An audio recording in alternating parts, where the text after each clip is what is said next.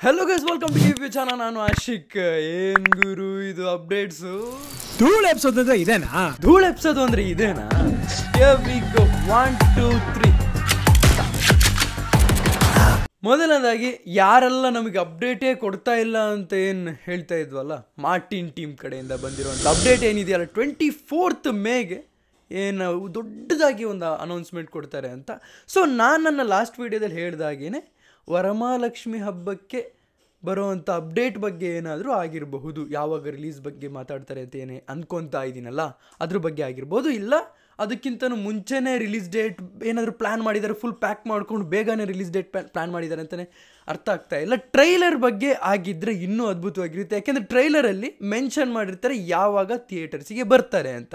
So ಅದ್ರ ಬಗ್ಗೆ trailer ಬಗ್ಗೆ ಅಪ್ಡೇಟ್ ಇದ್ದರೆ ಇನ್ನೂ ಚೆನ್ನಾಗಿರುತ್ತೆ ಅಂತ ನನ್ನ ಒಂದು ಅನಿಸಿಕೆ ಆಗಿರುವಂಥದ್ದು.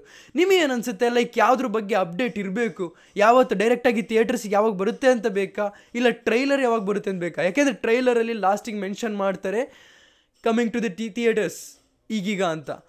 ಈಗ ಇಲ್ಲಿ ಶಾಕಿಂಗ್ ವಿಷಯ ಏನಂತಂದರೆ, ಮಾರ್ಟಿನ್ ಅವರು ಅಪ್ಡೇಟ್ ಕೊಡ್ತಿದ್ದಾರೆ KD ಮುಂಚೆನೇ. 26ಗೆ KDದ ಅಪ್ಡೇಟ್ ಆದರೆ 24ಗೆ ಅಂದರೆ 24ನೇ ತಾರೀಕಿಗೆ ನನಗೆ ಮತ್ತೆ ಕ್ವಶನ್ ಮಾಡಿದ್ರಿ, ಎಲ್ಲೋದ್ರಿ ಗುರು, ಮಾರ್ಟಿನ್ ಬರುತ್ತೆ ಅಂದಿದ್ರಿ, KD ಬರುತ್ತೆ ಅಂದಿದ್ರಿ, ಅಲ್ಲ KD ಫಸ್ಟ್ ಅಲ್ಲ ಮಾರ್ಟಿನ್ ಫಸ್ಟ್ ಬರುತ್ತೆ ಅಂತೇಳಿ ಹೇಳಿದ್ರಿ. ನನಗೆ ಈಗಲೂ ಕನ್ಫ್ಯೂಷನ್ ಇದೆ ಎರಡರಲ್ಲಿ ಯಾವ್ದು ಬರುತ್ತೆ ಅಂತ. ಸೊ ನಾನು ನಿಮಗೆ ಇನ್ನೂ ಕನ್ಕ್ಲೂಷನ್ ಕೊಡೋಕ್ಕೆ ಹೊರಟಿದ್ದೇನೆ ಅಂದರೆ, ಲಾಸ್ಟಲ್ಲಿ ಒಂದು ಪೋಸ್ಟರ್ ಬಂದಿತ್ತು ಆಯಿತಾ, ಆ ಪೋಸ್ಟರ್ ರಿಲೀಸ್ ಆಗಿಲ್ಲ ಅಂದರೆ ನಿಮ್ಮ ಮುಂದೆ ಬರಲಿಲ್ಲ, ಯಾಕೆ ಅಂದರೆ ಅದು ಪ್ಲ್ಯಾನ್ ಚೇಂಜಸ್ ಆಯಿತು. ರಿಲೀಸಿಂಗ್ ದಿಸ್ ಸಮರ್ ಅಂತ ಒಂದು ಪೋಸ್ಟರ್ ರೆಡಿ ಮಾಡಿದ್ರು, ಅಂದರೆ ಮಾರ್ಟಿನ್ನೇ ಫಸ್ಟ್ ರಿಲೀಸ್ ಮಾಡಬೇಕು ಅಂತ ಅವರು ಯೋಚನೆಯಲ್ಲಿ ಇದ್ದಿದ್ದು. ಈಗ ಎರಡೂ ಅಪ್ಡೇಟ್ ಒಟ್ಟೊಟ್ಟಿಗೆ ಬರ್ತಿರೋದ್ರಿಂದ ಒಂದು 2-3 ದಿನ ಗ್ಯಾಪ್ ಅಷ್ಟೇ. ಅಪ್ಡೇಟ್ ಬರುತ್ತೆ ಅಂತ ದೊಡ್ಡದಾಗಿ ಅಪ್ಡೇಟ್ ಬಿಗ್ ಅನೌನ್ಸ್ಮೆಂಟ್ ಮಾಡ್ತಾರೆ ಅಂತ ಹೇಳಿದಾಗ ಸ್ವಲ್ಪ ಕನ್ಫ್ಯೂಷನ್ ಆಗುತ್ತೆ. ಓಕೆ, ಯಾವ್ದು ಫಸ್ಟ್ ಬರೋಕೊಟ್ಟಿದೆ ಅಂತ. ನನಗೆ ಈಗಲೂ ಅನ್ನಿಸ್ತಿರೋದು ಏನು ಗೊತ್ತಾ, ಮಾರ್ಟಿನ್ ಫಸ್ಟ್ ಬರುತ್ತೆ ಅಂತ. ಯಾಕೆಂದರೆ ಎಲ್ಲ ಸೆಟ್ ಮಾಡ್ಕೊಂಡು ರೆಡಿ ಇಟ್ಕೊಂಡು ಇನ್ನೂ ಏನು ಆ ಪ್ರಾಡಕ್ಟ್ನ ಎಷ್ಟೋ ವರ್ಷದಿಂದ ಮಾಡಿ ರೆಡಿ ಇಟ್ಟಿದ್ದಾರೆ, ಇನ್ನೂ ಮಾರಿಲ್ಲ ಅಂದರೆ ಆಮೇಲೆ ಎಕ್ಸ್ಪೈರ್ ಆಗಿಬಿಡುತ್ತೆ ಅದು. ಸೊ ಅದನ್ನು ಮಾರ್ತಾರೆ ಅಂತ ಅಂದ್ಕೊತಾ ಇದ್ದೀನಿ. ಇದು ನನ್ನ ಒಂದು ಅನಿಸಿಕೆ ಆಗಿರುವಂಥದ್ದು. ನೋಡೋಣ, ಯಾವ್ದು ಬಂದರೂ ಕೂಡ ಖುಷಿಯಾಗಿ ಇರ್ತಾರೆ ಧ್ರುವ ಸರ್ಜಾ ಅವ್ರ ಫ್ಯಾನ್ಸ್ ಅಂತ ನನಗೆ ಅನ್ನಿಸ್ತಿರುವಂಥದ್ದು. ಸೊ ಗೈಸ್, ಈಗ ಎರಡನೇ ಅಪ್ಡೇಟ್ ಬಂದು ಡಿ-ಬಾಸ್ ಅವರ ಅಪ್ಡೇಟ್, ಡೆವಿಲ್ ಬಗ್ಗೆ ಆಗಿರುವಂಥದ್ದು. Devil the hero release date ಕೊಟ್ಬಿಟ್ರಲ್ಲ, ಕ್ರಿಸ್ಮಸ್ಸಿಗೆ ಬರ್ತಾ ಇದೆ ಅಂತ. ಯಾರಿಗೂ ಅದು ಮತ್ತೆ ಬಂದು ಕಮೆಂಟ್ ಸೆಕ್ಷನ್ ತಿಳಿಸಿ, ಈ ವರ್ಷ ಬರಲ್ಲ ಬ್ರೋ ಅಂತೆಲ್ಲ ಹೇಳಿದ್ರಲ್ಲ, ದಯವಿಟ್ಟು ಬಂದು ಕಮೆಂಟ್ ಸೆಕ್ಷನ್ ತಿಳಿಸಿ. ನಾನು ಹೇಳಿದ್ದೆ ತಾನೇ, ಹಬ್ಬಬ್ಬಾ ಅಂದರೆ ನೋಡಿ ಇಷ್ಟು ಬೇಗ ಮುಗಿಸ್ತಿದ್ದಾರೆ ಅವರೇ, ಅವ್ರ ಬಾಯಲ್ಲೇ ಹೇಳಿದ್ದಾರೆ 70% ಮುಗಿಸ್ಕೊತಾ ಇದ್ವಿ ನನಗೇನಾದರೂ ಆಗಿಲ್ಲ ಅಂತಂದರೆ ಅಂತ. ಸೊ ಅದರ ಅರ್ಥ ಈ ಒಂದು ಗ್ಯಾಪ್ ಅವ್ರದ್ದೇನು ಚೇಂಜಸ್ ಮಾಡಲ್ಲ. ಹಬ್ಬಬ್ಬಾ ಅಂದರೆ 1 ತಿಂಗಳಿಂದ 2 ತಿಂಗಳು ಚೇಂಜಸ್ ಆಗ್ಬೋದು ಅಷ್ಟೇ. ಸೊ ಈ ವರ್ಷ ಬರ್ತಿದ್ದಾರೆ. ಸೊ ಇಲ್ಲಿ ಬರೀ ರಿಲೀಸ್ ಡೇಟ್ ಮಾತ್ರ ಅಲ್ಲ, ತುಂಬಾ ಅನಾಲಿಸಿಸ್ ಮಾಡಿ ಒಂದು ಮಾತು ನನ್ನಲ್ಲಿದೆ. ಅದಕ್ಕೂ ಮೊದಲು ಇನ್ನೊಂದು ವಿಷಯ ನಾನು ಮಾತಾಡಿಕೊಂಡು ಇದನ್ನು ಲಾಸ್ಟಿಗೆ ಇಡ್ತೀನಿ. ಕನ್ನಡ ಇಂಡಸ್ಟ್ರಿಯ ಮೂವಿ ರಿಲೀಸಸ್ ಬಗ್ಗೆ, ಸ್ಟಾರ್ಗಳ ಬಗ್ಗೆ ಮಾತಾಡ್ತೀನಿ. ಅದಕ್ಕೂ ಮೊದಲು ಬುಜ್ಜಿ ದ ಕಲ್ಕಿ ಮೂವಿಯ ಬುಜ್ಜಿ ಅಂತ ಒಂದು ಕ್ಯಾರೆಕ್ಟರ್ ಇದೆ, AI ಆಗಿರೋವಂಥದ್ದು, ಆರ್ಟಿಫಿಷಿಯಲ್ ಇಂಟೆಲಿಜೆನ್ಸ್ ಒಂದು ಕ್ಯಾರೆಕ್ಟರ್ನ ಬಿಲ್ಡ್ ಮಾಡಿರೋವಂಥದ್ದು. ನೋಡಿ, ಇನ್ನೊಂದು ವಿಷಯ ಇಲ್ಲಿ ಮಧ್ಯಕ್ಕೆ ಆ್ಯಡ್ ಮಾಡ್ತೀನಿ. ಮುಂಜಿಯಾ ಅಂತ ಒಂದು ಮೂವಿ ಬರೋಕ್ಕೆ ಹೊರಟಿದೆ.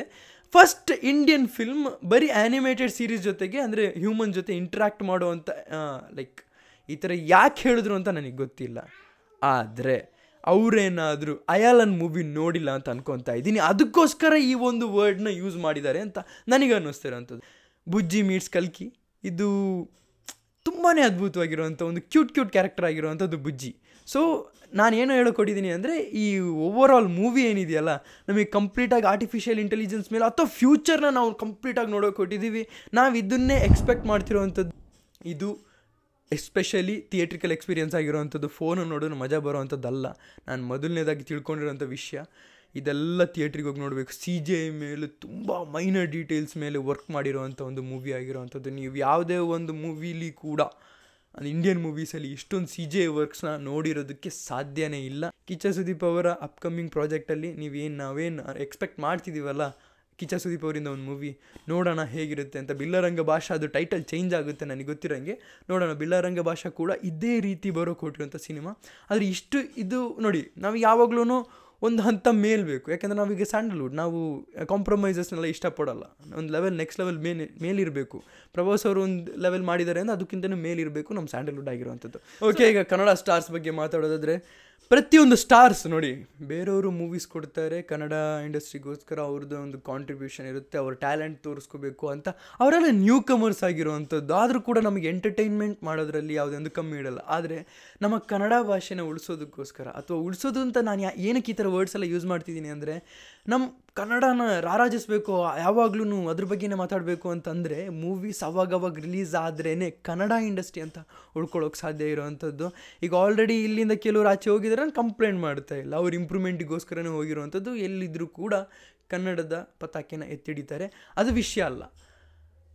ಇಲ್ಲಿ ವಿಷಯ ಇರುವಂಥದ್ದು ಏನಂದರೆ, ಪ್ರತಿಯೊಂದು ಸ್ಟಾರ್ಸ್ ವರ್ಷಕ್ಕೊಂದು ಮೂವಿ ಕೊಡಲೇಬೇಕು ಅನ್ನೋದು ನಮ್ಮದೊಂದು ಕನ್ಸರ್ನ್ ಆಗಿರುವಂಥದ್ದು. ಇದುವರೆಗೂ ಆಗಿರೋದು ಓಕೆ, ನೀವು ಎಲ್ಲ ಹುಡ್ಕೋದಕ್ಕೋಸ್ಕರ, ರಿಸರ್ಚ್ ಮಾಡೋದಕ್ಕೋಸ್ಕರ ಕೆಲವರು ಲೈಕ್ ರಾಕಿಂಗ್ ಸ್ಟಾರ್ ಯಶ್ ಅವರು ರಿಸರ್ಚ್ ಮಾಡೋದಕ್ಕೋಸ್ಕರ ಆಚೆ ಹೋಗಿದ್ದರು. ಇನ್ನು ಕೆಲವರು ಲೈಕ್ ಏನಾದರೂ ಒಂದು ಡಿಫ್ರೆಂಟ್ ಮಾಡೋಣ ಅಂತೆಲ್ಲ ಯೋಚನೆ ಮಾಡ್ತೀರಿ, ಓಕೆ ಪರವಾಗಿಲ್ಲ. ಆದರೆ ವರ್ಷಕ್ಕೊಂದು ಮೂವಿ ಬೇಕು ಅನ್ನೋದು ನಮ್ಮದೊಂದು ಕನ್ಸರ್ನ್ ಆಗಿರುವಂಥದ್ದು. ನೋಡಿ, ಡಿ ಬಾಸ್ ಅವ್ರು ಕೊಡ್ತಾ ಇದ್ದಾರಲ್ಲ, ವರ್ಷಕ್ಕೊಂದು ಮೂವಿನ ಕೊಡ್ತಾ ಇದ್ದಾರಲ್ಲ, ಈ ಥರ ಬರಬೇಕು.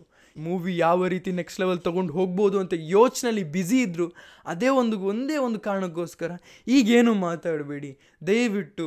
2025ರಿಂದ ಏನಾದರೂ ಮೂವೀಸ್ ಬರಲಿಲ್ಲ ಅಂದರೆ, ಪ್ರತಿಯೊಂದು ಸ್ಟಾರ್ಸ್ದು ಒಂದೊಂದು ವರ್ಷಕ್ಕೊಂದು ಮೂವಿ ಬರಲಿಲ್ಲ ಅಂದರೆ ಆಗ ಮಾತಾಡಿ. ಈಗೆಲ್ಲ ಅವ್ರದ್ದೇ ಆದಂಥ ಅವ್ರು ಬ್ಯುಸಿಲಿದ್ದಾರೆ, ಮೂವಿನ ನೆಕ್ಸ್ಟ್ ಲೆವೆಲ್ ತೊಗೊಂಡು ಹೋಗುವಂಥ ಬ್ಯುಸಿಲಿದ್ದಾರೆ. ಸೊ ನಾವೀಗ ಅಷ್ಟು ಮಾತಾಡೋದು ಬೇಡ ಅಂತ ನನ್ನ ಒಂದು ಅನಿಸಿಕೆ ಆಗಿರೋವಂಥದ್ದು. ಬಟ್ ಈಗಲೂ ಕೂಡ ನೋಡಿ, ನೀವು ಫಸ್ಟ್ ಕ್ವಾರ್ಟರ್ ನೋಡೋಕೆ ಹೋಗಬೇಡಿ, ಸೆಕೆಂಡ್ ಕ್ವಾರ್ಟರಿಂದ ನೋಡಿ. ಈ ವರ್ಷದ 2024ರಿಂದ ಮ್ಯಾಕ್ಸ್ ಮೂವಿ ಇದೆ, ಮಾರ್ಟಿನ್ ಮೂವಿ ಇದೆ, KD ಬರ್ಬೋದು, ಹೇಳೋದಕ್ಕಾಗಲ್ಲ. ಅದ್ರ ಜೊತೆಗೆ ಡೆವಿಲ್ ಇದೆ. ಸೊ ಸೆಕೆಂಡ್ ಕ್ವಾರ್ಟರ್ ಅನ್ನೋದು ತುಂಬಾ ಅದ್ಭುತವಾಗಿದೆ, ನಾವು ಕಂಪ್ಲೇಂಟ್ ಮಾಡೋದಕ್ಕಾಗಲ್ಲ. ಬಟ್ ಫಸ್ಟ್ ಕ್ವಾರ್ಟರ್ ಖಾಲಿ ಹೊಡಿತಲ್ಲ ಅನ್ನೋದೊಂದು ಕಂಪ್ಲೇಂಟ್ ಇದೆ. ಅದನ್ನು ನಾವು ನಿಮಗೆ ಹೇಳ್ತಿರೋದು ಏನಂದರೆ, ಪ್ಲ್ಯಾನ್ ಮಾಡ್ಕೊಳ್ಳಿ, ಎಲ್ಲ ಒಟ್ಟೊಟ್ಟಿಗೆ ಬಿಡೋ ರೀತಿ ಆಗಬೇಡಿ. ಭೈರತಿ ರಣಗಲ್ಲಿದೆ, ಹಾಗೆಯೇ ಬಗೀರ ಇದೆ, ಎಂತೆಂಥ ಅದ್ಭುತವಾಗಿರೋಂಥ ಮೂವಿ ಇದೆ. ಬಟ್ ನೀವೆಲ್ಲ ಏನಂದರೆ ಒಂದು ವರ್ಷಕ್ಕೊಂದು ಮೂವಿ ಕೊಡುವಂಥದ್ದು ಬೇಕಾಗಿರೋವಂಥದ್ದು. ಶಿವಣ್ಣವ್ರು ನೋಡಿ, ನಾನು ಇಲ್ಲಿ ಎಕ್ಸ್ಪೆಕ್ಟ್ ಮಾಡ್ತಿರೋದಂದೇನೆ, ಲೈಕ್ ಥಿಯೇಟ್ರಸ್ಸಿಗೆ ಬರೋ ವಿಷಯದಲ್ಲಿ ಶಿವಣ್ಣವರು, ಡಿ ಬಾಸ್ ಅವರು ಯಾವುದೇ ಕಾರಣಕ್ಕೂ ಮಿಸ್ಸೇ ಮಾಡಲ್ಲ, ಬಂದೇ ಬರ್ತಾರೆ. ಹಾಗೆಯೇ ಕಿಚ್ಚ ಸುದೀಪ್ ಅವ್ರು ಬರ್ತಾಯಿದ್ರು, ಯಾಕೆ ಈ ಥರ ಲ್ಯಾಗ್ ಆಯಿತು ನನಗೆ ಗೊತ್ತಿಲ್ಲ. ಪರವಾಗಿಲ್ಲ, ಇನ್ಮೇಲೆ ಅವ್ರು ಬರ್ತಾ ಹೋಗುತ್ತೆ ಅಂತ ಅನ್ಕೊತಾ ಇದ್ದೀನಿ. ಆ್ಯಂಡ್ ನಿಮಗೆ ಗೊತ್ತಿರೋ ಹಾಗೇ 47 ಅದ್ರ ಜೊತೆ ಚೇರನ್ ಅವ್ರ ಜೊತೆ movies, so back to back ಇನ್ಮೇಲೆ ಬರ್ತಾನೆ ಹೋಗುತ್ತೆ. ಇಲ್ಲಿ ಒಂದು ಕನ್ಸರ್ನ್ ಏನಂತಂದರೆ, ಇಲ್ಲಿರೋವಂಥ ಡೈರೆಕ್ಟ್ರಿಗೆ ಸ್ವಲ್ಪ ಪ್ರೋತ್ಸಾಹ ಕೊಟ್ಟಿದ್ರೆ ಚೆನ್ನಾಗಿರ್ತಿತ್ತು. ಯಾವುದೇ ಆ್ಯಕ್ಟರ್ಸಿಗಾದರೂ ನಂದೊಂದು ಜಸ್ಟ್ ಸಜೆಷನ್ ಅಷ್ಟೇ. ನಮಗೇನು ಹೇಳೋಕ್ಕಾಗುತ್ತೆ, ಆ್ಯಕ್ಟರ್ಸನ್ನ ನಾವು ಜಡ್ಜ್ ಮಾಡೋ ಹಾಗಿಲ್ಲ. ಯಾಕೆಂದರೆ ಅವ್ರದ್ದೇ ಆದಂಥ ಕಷ್ಟಗಳಿರುತ್ತೆ. ಅವ್ರು ಪಡ್ತಿರೋವಂಥದ್ದು ಏನು ಅಂದರೆ, ಯಾವಾಗಲೂ ಒಂದು ನಮ್ಮ ಇಂಡಸ್ಟ್ರಿನ ನೆಕ್ಸ್ಟ್ ಲೆವೆಲಲ್ಲಿ ನೋಡಬೇಕು, ನಮ್ಮ ಹೀರೋಸ್ನ ನೆಕ್ಸ್ಟ್ ಲೆವೆಲಲ್ಲಿ ನೋಡಬೇಕು ಅನ್ನೋದೇ ಅಷ್ಟೇ ನಮ್ಮ ತಲೆಯಲ್ಲಿ ಇರುತ್ತೆ. ಬಿಟ್ಟರೆ ನಾವು ಯಾರನ್ನೂ ಬ್ಲೇಮ್ ಮಾಡೋದಕ್ಕಾಗಲ್ಲ. ಬಟ್ ಅಪ್ರಿಷಿಯೇಟ್ ಮಾಡೋಕ್ಕಾಗುವಂಥದ್ದು ಇಲ್ಲಿ ಡಿ ಬಾಸ್ ಅವ್ರನ್ನ ಮತ್ತು ಶಿವಣ್ಣವ್ರನ್ನ, ಅಂದರೆ ಬ್ಯಾಕ್ ಟು ಬ್ಯಾಕ್ ಮೂವೀಸ್ ಕೊಡ್ತಿರೋದ್ರಿಂದ ತುಂಬಾ ಖುಷಿಯಾಗುತ್ತೆ ಅಂತಲೇ ಹೇಳ್ಬೋದು. ಹಾಗೆಯೇ ಈಗ ಭೈರತಿ ರಣಗಲ್ಲಿಗೆ ಎಷ್ಟು ಜನ ಎಕ್ಸ್ಪೆಕ್ಟ್ ಮಾಡ್ತಿದ್ದೀರಾ ಅಂತ ದಯವಿಟ್ಟು ಕಮೆಂಟ್ ಸೆಕ್ಷನ್ ತಿಳಿಸಿ. ಎಲ್ಲಾದರೂ ಕ್ಲಾಶಸ್ ಅಂತ ಬಂದರೆ ನೋಡಿ, ನಾಳೆ ಮೆನ್ಷನ್ ಮಾಡೋದೇ ಮರ್ತೋಗ್ಬಿಟ್ಟೆ, ಭೀಮಾ ಮೂವಿ ಬರ್ತಾ ಇದೆ. ಫೀಲ್ ಆಗುತ್ತೆ ಇದೆಲ್ಲ ರಿಯಲ್ ಆಗಿ ನಡೀತಿದೆ ಗುರು, ನಾವು ಕಣ್ಣಲ್ಲೇ ನೋಡಿದ್ದೀವಿ ಅನ್ನೋ ರೀತಿ ಇರೋವಂಥ ಒಂದು ಗ್ಯಾಂಗ್ಸ್ಟರ್ ಮೂವಿ ಆಗಿರೋಂಥದ್ದು. ಓವರ್ ಹೈಪ್ಡ್ ಏನಲ್ಲ, ತುಂಬಾ ಲಾರ್ಜ್ ಸ್ಕೇಲ್ ಹೇಳ್ದಿರೋವಂಥದ್ದಲ್ಲ, ಲೋಕಲಾಗಿ ನಾವು ನೋಡಿರೋ ರೀತಿ ರೌಡಿಸಮ್ ಹೇಗೆ ನಡೆಯುತ್ತೆ ಅದನ್ನು ತೋರಿಸಿರೋವಂಥದ್ದು. ನೋಡೋಣ ಗುರು ಎಷ್ಟು ಲೋಕಲಾಗಿ ಬರುತ್ತೆ ಅಂತ. ಇದೆಲ್ಲ ಒಂದು ಓವರ್ ಆಲ್ ಇಂಡಸ್ಟ್ರಿ ಬಗ್ಗೆ ಮಾತಾಡ್ತಿರೋವಂಥದ್ದು. ಜಾಸ್ತಿ ಕನ್ಫ್ಯೂಷನ್ ಆಗೋಕೆ ಹೋಗ್ಬೇಡಿ. ಸ್ಟಾರ್ಟಿಂಗ್ ಏನು ಅಪ್ಡೇಟ್ಸ್ ಅಂತ ಏನು ಕೊಟ್ಟಿದ್ನಲ್ಲ, ಅದು ಮಾತ್ರ ಅಪ್ಡೇಟ್ಸ್ ಬಗ್ಗೆ ನಾನು ನನ್ನ ಒಪಿನಿಯನ್ ಹೇಳಿರೋವಂಥದ್ದು. ಇಲ್ಲಿ ಓವರ್ ಆಲ್ ನಿಮಗೆ ಒಂದು ಕನ್ಫ್ಯೂಷನ್ ಇಲ್ದಲೇ ತೊಗೊಂಡು ಹೋಗೋದಕ್ಕೆ ನಾನು ಟ್ರೈ ಮಾಡಿದೆ, ಓವರ್ ಆಲ್ ಇಂಡಸ್ಟ್ರಿ ಬಗ್ಗೆ ಮಾತಾಡೋದಕ್ಕೆ ಟ್ರೈ ಮಾಡಿರೋವಂಥದ್ದು.